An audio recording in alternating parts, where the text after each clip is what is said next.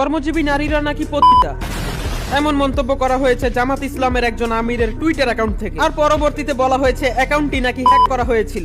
চলেন রাজনীতির বাহিরে কিছু কথা বলি। প্রথমত, কর্মজীবী নারীরা কখনো পতিতা হতে পারে না। এই দেশে এমন অনেক মায়েরা আছে যারা সন্তানকে ভালো শিক্ষা দেওয়ার দায় কাজ করে। এমন অনেক বোনরা আছে যাদের স্বামী মারা গিয়েছে কিংবা নেশায় গ্রস্ত, ঘর চালানোর দায় তারা কাজ করে। এই দেশে অনেক বোনরা আছে শিক্ষা শেষ করে চাকরি বাদা করতে চায় মা বাপের মাথায় থাকা ঋণ শোধ করার জন্য। রাস্তার পারে চায়ের দোকান সামলানো মায়েরদের থেকে শুরু করে গার্মেন্টস কর্মী, অফিস আদালতে কাজ করা যত মা বোনেরা আছে, এদের মাথার উপর রেসপন্সিবিলিটি আছে। বাংলাদেশের ইকোনমিক চেঞ্জেসে অনেক বড় ভূমিকা পালন করে এই কর্মজীবী নারীরা। তো এদেরকে পতিতা বলা আর নিজেকে পতিতার সন্তান বলা একই কথা।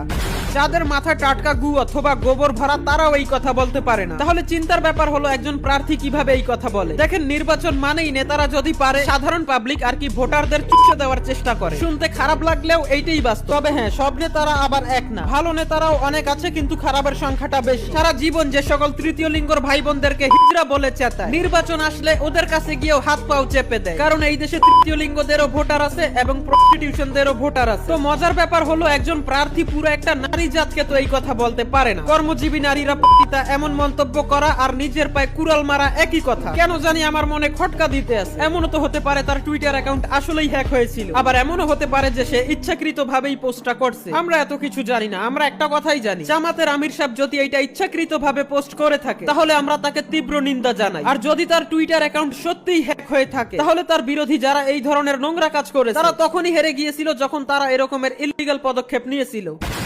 আর কথা হচ্ছে, আপনি যে দলই করেন, কোনোদিন রাজনীতির খাতিরে নারীকে সম্মান অথবা অসম্মান করতে যাইয়েন না। নারী মায়ের জাত। আপনার কর্তব্য হলো নারীকে সম্মান করা, নারীর কষ্ট বোঝা, প্রতিটি পদক্ষেপে নারীকে সহায়তা করা। এখন একদল ভাইরা নারীদের পক্ষ নিয়ে আন্দোলনে আছে, আমিও তাদের পক্ষে আছি। কিন্তু তাদের কাছে আমার একটা প্রশ্ন, যখন নারীদের ছায়া খুলে ফেলার কথা বলে তখন আপনাদের এই প্রতিবাদ কোথায় থাকে? যাদের ছায়া খুলে ফেলার কথা হয়েছে তারা কি নারী না? নাকি সেই নারীগুলার আপনাদের চোখে ইজ্জত নাই?